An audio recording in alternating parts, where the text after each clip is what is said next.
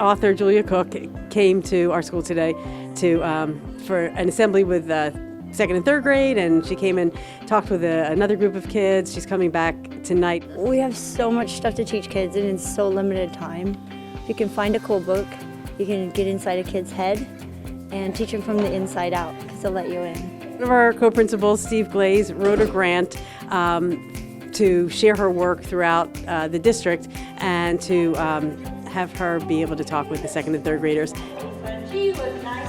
We like to be around nice people. And also to come for an evening program for the community, for families, to get to know her work as well. We use her books a lot in school, so it was really cool because she's someone who the kids were already familiar with, and they got to meet her and to hear her read her own stories, which was really cool. My favorite part was that she was amazing and her cute dog. And I really enjoyed her books, her AJ books. And my favorite book of hers is AJ, You Forgot to Ask. How much her work means to us, and meeting her was just such a treat. In order to teach children, you have to get into their view of the world. You can't teach them from where we expect them to be. We have to teach them from where they are, what's important to them, how they see the world. And kids need to know the why.